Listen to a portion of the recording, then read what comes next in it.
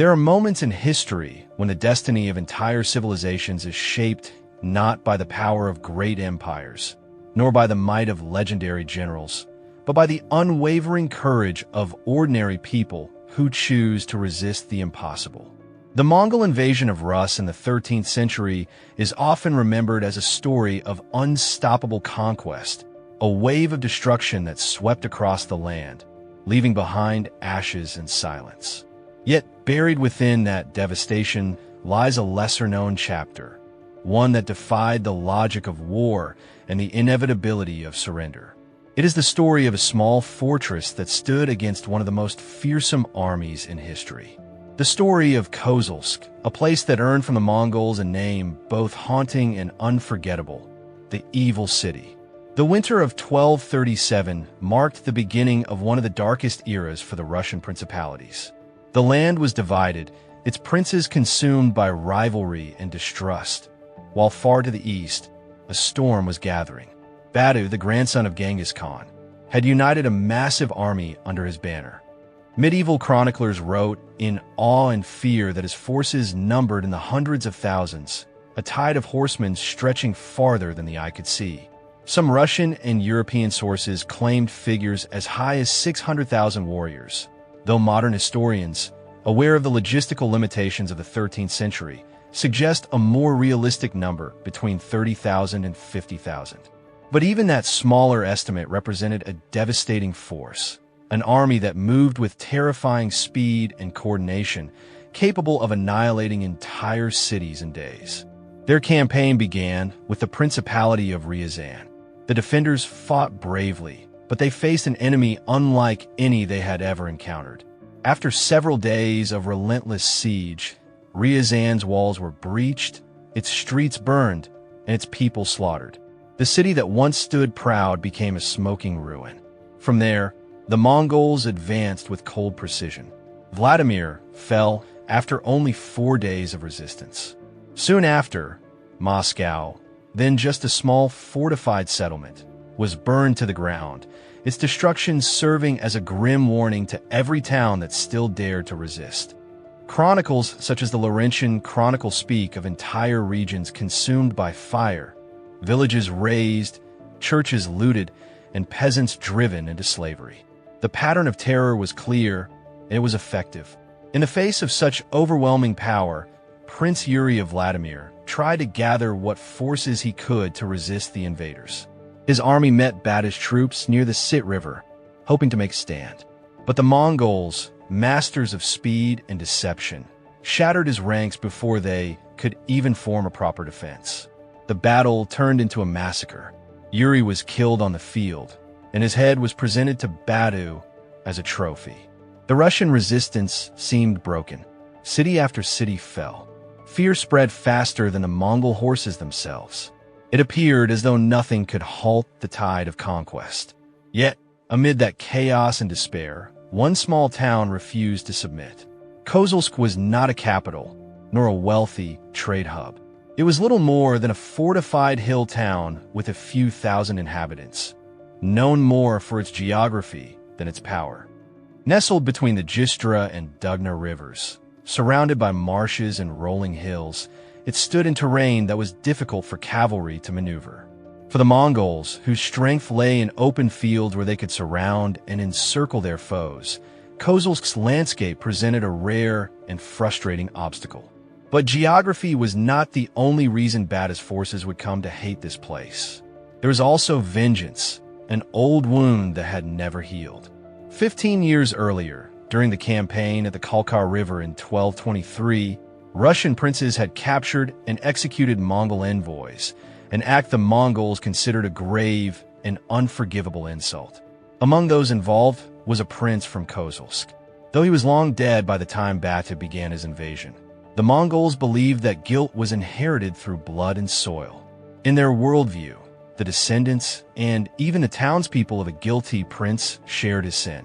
Justice or vengeance had to be served. The entire city, they decided, would pay the price for that ancient offense. This idea is confirmed by Russian sources, such as the Hypatian Chronicle and later accounts that mention the Mongols' fixation on punishing Kozel'sk. But the most astonishing part of this story is not found in the vengeance of the invaders, but in the defenders themselves. In 1238, when Batu's army approached the town, Kozel'sk was led not by a seasoned warrior nor a grizzled prince, but by a child. His name was Vasily, a boy of just 12 years old, believed to be the son or grandson of a prince from Chernihiv. Despite his youth, he was recognized by the townspeople as their rightful ruler. Under ordinary circumstances, a boy's authority would have been purely symbolic. But in this desperate hour, his courage and the unity of the townspeople transformed him into a true leader. They all knew what surrender would bring. Those who yielded to the Mongols often faced enslavement, humiliation, or death. And so, the people of Kozel'sk chose a different fate. In a city council, according to chroniclers, they vowed to fight until the very end, no matter the cost. When Batu's forces arrived and surrounded the town, they followed their usual ritual. The Mongols offered terms: surrender and live, or resist and die. Kozel'sk's reply was short and defiant. They would not bow. What followed was one of the most brutal and unexpected sieges of the Mongol campaign. In other cities, the Mongols' speed and firepower had ensured swift victories. But at Kozel'sk, the pattern broke. Days turned into weeks, and the attackers made little progress. The defenders used the landscape to their advantage, fortifying the muddy slopes and repelling wave after wave of assault. Spring rains turned the fields into swamps, bogging down the Mongol cavalry and siege engines. Catapults hurled stones, but the uneven ground made them miss their marks. Soldiers tried to scale the walls, only to be met with arrows, boiling water, and stones from above. Each attack left behind countless Mongol dead. Even the invaders' own chronicles, which rarely admitted defeats or heavy losses, acknowledged the ferocity of the battle, though they gave no precise numbers. For Batu's army, used to rapid conquest, this resistance was infuriating. The siege dragged on, costing time, men, and morale. When Kozel'sk finally fell, it was not through surrender, but through exhaustion. The city was destroyed completely, its defenders killed to the last. But their defiance left an indelible mark. In Mongol writings, Kozel'sk was given a chilling title: the Evil City, not because of its cruelty, but because of the torment it brought upon the conquerors who had thought themselves invincible. The story of Kozel'sk is a testament to the endurance of the human spirit in the face of annihilation. Against overwhelming odds, a small town, led by a child, became a symbol of resistance that echoed far beyond its walls. For Batu and his army, it was a costly victory. For history, it was a reminder that even the mightiest empire can be shaken by the courage of those who refuse to kneel. The spring of 1238 transformed the small Russian town of Kozel'sk into an unlikely fortress. Perched on a high ridge and encircled by rivers and marshes, the city seemed to draw its protection from nature itself. As the ice melted and the rivers swelled with the thaw, the surrounding landscape flooded, isolating Kozel'sk and turning it into what was, for all practical purposes, an island fortress. For Batu Khan and his Mongol army, renowned for their ability to encircle and annihilate cities across open plains, this terrain presented an unfamiliar and frustrating obstacle. They could attack only from the northwest. Every other side was shielded by the rushing waters of the spring floods. Impatient to bring down the defiant city, Batu reverted to the Mongols' usual methods of siege. He ordered the construction of siege towers, rams, and catapults to bombard the wooden palisades that ringed the town. Yet the damp air and muddy ground sabotaged his efforts. Catapult stones slipped off their tracks, and the soft, uneven hills around the city threw projectiles off course. The soggy earth absorbed the force of impacts that might otherwise have shattered the walls. Russian chronicles speak of repeated assaults ending in failure, of heaps of Mongol dead lying at the gates of the city, and of a frustration that grew with every passing day. Even sources outside Rus, which were often sympathetic to Mongol success, admitted that the resistance at Kozel'sk was unusually costly. At the head of the defenders stood a boy of barely 12 years, Prince Vasily, heir to the local princely line. Too young to lead in person, Vasily nonetheless embodied the spirit and legitimacy of resistance. The actual command fell to the city council and the warriors of Kozel'sk, who made a collective choice that would seal their fate. When Batu offered terms, surrender in exchange for their lives, the council unanimously rejected them. For the people of Kozel'sk, to open their gates was not to save themselves, but to accept slavery. Better, they decided, to die with honor than to live in chains. The citizens turned every resource into a weapon. Chronicles, though sometimes embellished, recount ingenious tactics that speak to their determination. Some tell of defenders dousing their wooden walls with water at night, letting it freeze into slick sheets of ice so that ladders and grappling hooks would slide off. Others describe daring night raids, brief but devastating sorties where men crept out under cover of darkness to set fire to Mongol siege engines, then retreated behind the walls before the enemy could react. Such attacks were not mere legend. Similar tactics were known throughout medieval Europe and were entirely plausible in Kozel'sk's desperate circumstances. The siege dragged on for nearly 7 weeks, an extraordinary length of time compared to the quick fall of other major cities, such as Vladimir and Moscow. As the days passed, frustration spread through the Mongol ranks. Their campaign across the Rus had been long and brutal, and their warriors were weary. The spring rains turned the steppe roads into a sea of mud. Horses stumbled and sank up to their flanks. Supply carts, bogged down in the mire, arrived late or not at all. The great Mongol war machine, built for speed, maneuverability, and relentless pursuit, was now mired in stagnation, locked in a grim struggle against both man and nature. The once invincible cavalry found itself halted by mud and by farmers wielding axes and pitchforks. Some accounts speak of betrayal, a peasant from a nearby village who, lured by promises or threatened by force, revealed a dry path through the swamps that allowed a portion of the Mongol army to finally complete their encirclement. Whether or not this story is true remains uncertain. Modern historians argue that such tales often arose as symbolic explanations for how the Mongols overcame seemingly impossible defenses. Yet what is clear is that even with a route opened, victory came neither swiftly nor easily. The defenders, though starving and sick, refused to yield. Inside the walls, hunger and disease gnawed at the population, while outside, the Mongol army itself suffered from fatigue, illness, and division. Heavy rains caused the rivers to overflow again, cutting off 2 of Batu's generals, Khadan and Buri, from the main camp. In effect, the Mongol forces were fragmented, unable to coordinate as efficiently as they were accustomed to. The terrain that had first slowed them was now turning actively against them. For the besieged, faith became their final weapon. The chronicles tell that the people of Kozel'sk came to see their struggle not merely as a defense of their city, but as a spiritual battle. To die fighting the invaders was to die as a martyr, to earn eternal life and divine favor. This belief gave their resistance a kind of transcendence. Theirs was no longer just a military defense. It was an act of sacred defiance. Men, women, and even children joined in reinforcing barricades, carrying water, and tending to the wounded, all with the conviction that their sacrifice would not be forgotten. By the time Kozel'sk finally fell, Batu Khan was seething with anger. The stubborn resistance of a small provincial town had delayed his grand campaign toward Novgorod, the richest and most prestigious prize of the Northern Rus. The delay had cost him time, resources, and, perhaps most damaging of all, morale. The Mongols had built their legend on speed and inevitability, yet in Kozel'sk they had met a defiance that refused to break. To the Mongols, it was a costly victory. To the people of Rus, it became a story of honor, a tale of courage in the face of certain death. The fall of Kozel'sk was not the end of its defender's spirit.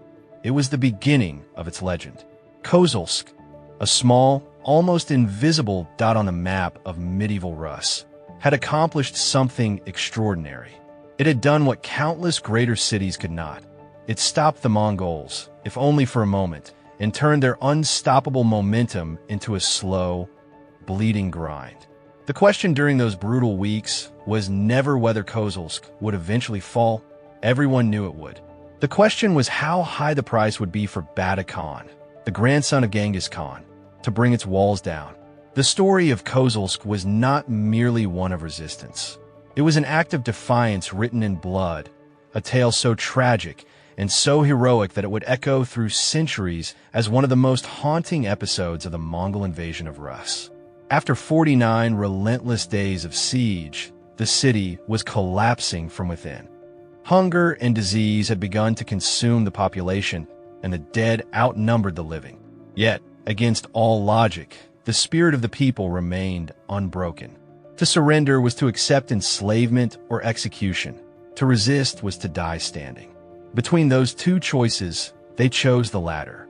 At the heart of this defiance stood a child, Prince Vasily, barely 12 years old, who had inherited not power, but the impossible responsibility of leading a doomed people. Under his name, Kozel'sk became more than a city. It became a symbol of collective determination, a final statement that even the smallest flame can burn against the storm. Batu Khan, commanding tens of thousands of soldiers hardened by the conquest of empires, found himself trapped in an unexpected struggle. His patience waned as his supplies dwindled, and each new assault against the city's walls claimed more Mongol lives than he had anticipated. Chronicles from Rus, later echoed by Western travelers like Giovanni de Plano Carpini, mention a gruesome detail that the Mongols, running low on flammable materials, resorted to using the body fat of prisoners to fuel their siege fires. While there is no archaeological proof to confirm such an atrocity, and most historians consider it more folklore than fact, the legend itself reflects the atmosphere of terror surrounding the siege. It shows how deeply the horror of those days embedded itself in the imagination of all who heard the story. Eventually, the inevitable happened. After weeks of ceaseless bombardment, Mongol engineers succeeded in breaching the outer defenses. The wooden gates splintered, the walls crumbled, and the enemy poured into the narrow, winding streets of Kozel'sk. But even then, the citizens did not break. Men, women, and even children armed themselves with whatever they could find: broken swords, kitchen knives, farming tools. They fought house by house, alley by alley, in scenes that resembled not organized combat, but desperate survival. Every corner became a fortress, every home a final stand. The chronicles describe the chaos not in terms of strategy, but of sheer human will. When all hope was gone, the defenders made a decision that would define them for eternity. Rather than wait to be slaughtered, they set their own homes and storehouses ablaze. Smoke filled the air as flames devoured the city they had sworn to protect. And from within that inferno, they launched one last furious assault on the Mongol camp. It was an act of pure defiance, one final message to the world that Kozel'sk would die fighting, not kneeling. The surprise was total. The Mongols were thrown into temporary confusion as fire-lit figures charged at them from the burning ruins. Some sources claim that hundreds, even thousands of Mongols fell in that moment of chaos. The numbers cannot be verified, but the outcome is certain. The attack caused panic, destroyed siege equipment, scattered horses, and set parts of the Mongol camp aflame. Not a single defender returned alive, but their final act became immortal. Batu Khan's fury in the aftermath was beyond measure. When the fires finally died down and resistance was crushed, he ordered the complete annihilation of Kozel'sk. No mercy was shown. Not the elderly, not the women, not even the children were spared. Prince Vasily, the boy who had led his people through those impossible weeks, was executed with the rest of the survivors. Batu then commanded that the city's walls be razed to the ground and that its very name be erased from maps and memory. Among the Mongols, Kozel'sk became known as Sloy Gorit, the evil city. It was said to have cursed those who attacked it, for it had cost Batu more time and blood than any other fortress in the campaign. But for historians, Kozel'sk stands for something very different. It was not a city of evil, it was a city of sacrifice. By resisting for nearly 2 months, It disrupted the momentum of the Mongol invasion. Batu had intended to march further north toward Novgorod, the great center of northern Rus. But the delay at Kozel'sk changed everything. The prolonged siege exhausted his troops, drained his supplies, and, combined with the thawing rivers of spring, forced him to abandon his northern advance. Instead, he withdrew southward to regroup, marking the end of the Mongol campaign in that region. In that sense, Kozel'sk did what no army of princes or coalition of cities had been able to do. It forced the Mongol Empire to pause. The episode raises a powerful question that still divides historians. Was Kozel'sk merely a tragic act of doomed heroism, or did it truly alter the course of Batu's campaign? The truth likely lies in both. The city was destroyed, but its sacrifice changed the rhythm of history. Its fall showed that even against the mightiest war machine of the 13th century, courage could still shift the balance of fate. Today, the name Kozel'sk endures as a quiet symbol of resistance. It reminds us that history is not only written by conquerors, but also by those who refuse to bow. A small city, led by a child, faced the grandson of Genghis Khan and made him bleed for every inch of ground. In 1238, the people of Kozel'sk wrote their message in fire, mud, and blood. And that message still echoes. That even in the face of overwhelming power, human defiance can shape the destiny of empires. If this story of resistance moved you, subscribe to the channel and join us as we explore more forgotten battles and acts of courage that change the course of history. And tell us in the comments, do you think the siege of Kozel'sk truly forced Batu Khan to alter his plans more than history admits? Thank you for watching and for walking with us once again through the echoes of the past.